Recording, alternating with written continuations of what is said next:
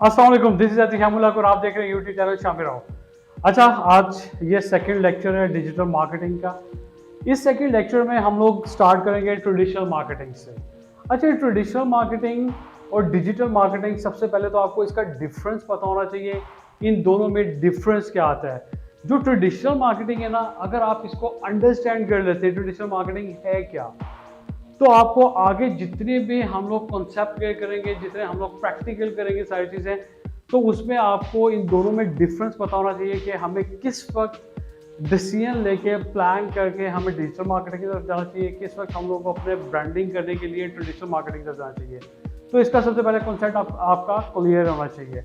अच्छा, traditional marketing है क्या? ट्रेडिशनल मार्केटिंग में फॉर एग्जांपल हम लोग जिस तरह से हमारे पहले मार्केटिंग होती थी, अगर मैं आपसे 10 से 15 साल पीछे चले जाएं हम लोग, तो हमारी जो ट्रेडिशनल मार्केटिंग हो रही होती थी, हमारे जैसा sign board, bill board, brochure, flyer, door to door activity, without appointment आप ऑफिस में जाके ब्रोशर दे रहे होते थे, गाड़ियों पे ब्रोशर्स लगा दिए। तो ये सारी चीज़ें आपकी ट्रेडिशनल मार्केटिंग में आती हैं। ट्रेडिशनल मार्केटिंग में आपके ये मैगजीन, आपके न्यूज़पेपर, ये सारी ट्रेडिशनल मार्केटिंग में चीज़ें आ रही होती है। ये ट्रेडिशनल मार्केटिंग आपको बहुत ज़्यादा नॉर्मली आपको एक्सपेंसिव पड़ रही होती हैं।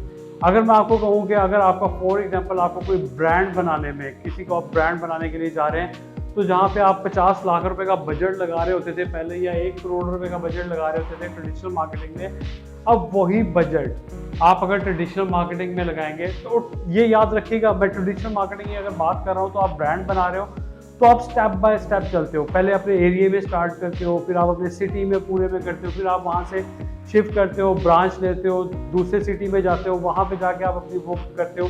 तो स्टेप बाय स्टेप आप जाते जाते आप पूरे कंट्री में, फिर उसके बाद कंट्री के बाद फिर आप पूरे यूनिवर्सली पूरे वर्ल्ड में जाके अपनी ब्रांचेस ओपन करना शुरू कर देते हो। जस्ट लाइक KFC, मैकडोनल्ड, ये एक अच्छी एग्जांपल है।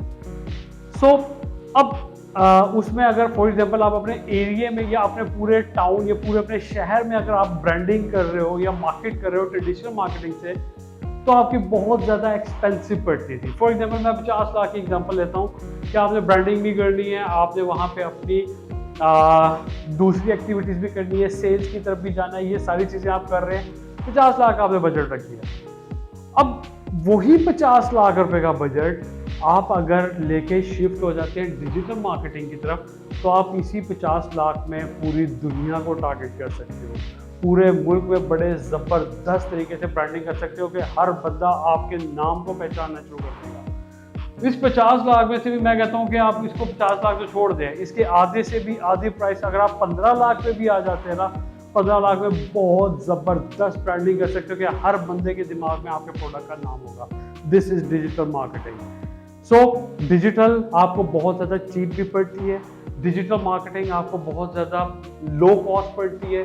डिजिटल मार्केटिंग में आप ट्रेडिशनल मार्केटिंग के कंपैरेटिवली बहुत लो कॉस्ट के साथ बहुत ज़बरदस्त अपने ना सिर्फ एरिया में, अपने शहर में, अपने पूरे पाकिस्तान में, पूरी दुनिया में बहुत अच्छे तरीके से आप अपने जगह पे बैठ के मार्केट कर सकते हो।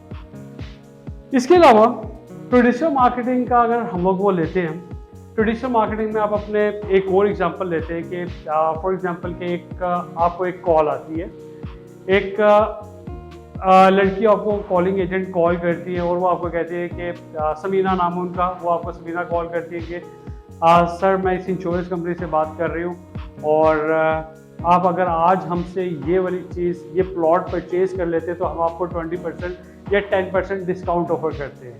ठीक है, एक टाइम लिमिट बता देते हैं, उस टाइम लिमिट के अंदर परचेज करते हैं तो हम आपको एक ज़बरदस्त ऑफर करते हैं। सेकंड, ये आप मुझे बताएंगे कि ये ट्रेडिशनल मार्केटिंग है या ये सेल है या डिजिटल मार्केटिंग है, ये आप मुझे बताएंगे, वरना हम आपको थोड़े से आगे जाके बताएंगे, ये आप इतने से प्लान करेंगे ये है क्या।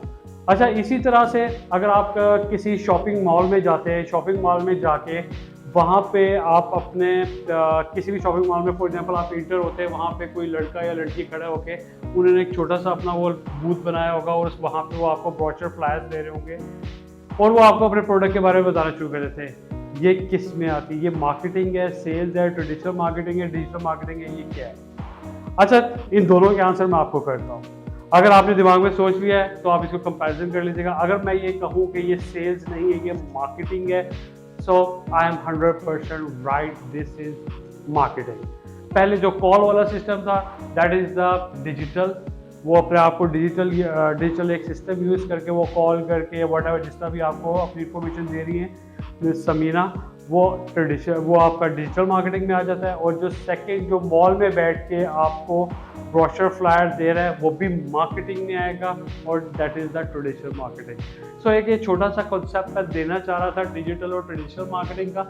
इसके अंदर मैं जिस तरह से मैंने शुरू में बात की कि कॉस्ट सेविंग है आपकी, तो ये कॉस्ट सेविंग किस तरह से है ये आगे जाके थर्ड लेक्चर में मैं आपको बहुत डिटेल में बताऊंगा कि आप किस तरह से कॉस्ट सेव करेंगे।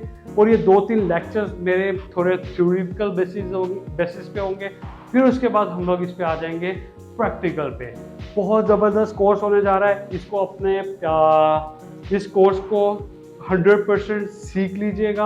आपको कहीं पे जाने की ज़रूरत नहीं होगी, पेड कोर्स परचेज करने की ज़रूरत नहीं पड़ेगी, और आप इसी कोर्स के थ्रू आप अपने कैंपेन भी चला सकते हैं, अपने चैनल्स भी ग्रो कर सकते हैं, ऑप्टिमाइज भी कर सकते हैं, बहुत अच्छे तरीके से आप अपने बिजनेस को ग्रो भी कर सकते हैं। अगर बिजनेस नहीं है तो आप अपना एक बड़ा ज़बरदस्त सेटअप बना के उसको एक अच्छे लेवल पे लेके जा सकते हैं। तो ये सारी चीज़ें मैं इस कोर्स के अंदर करवाऊंगा, मेरे साथ जुड़े रहिएगा और मेरे चैनल को सब्सक्राइब जरूर कर लीजिएगा ताकि मेरे तमाम आने वाले लेक्चर्स आपको उनके नोटिफिकेशन मिलते रहें।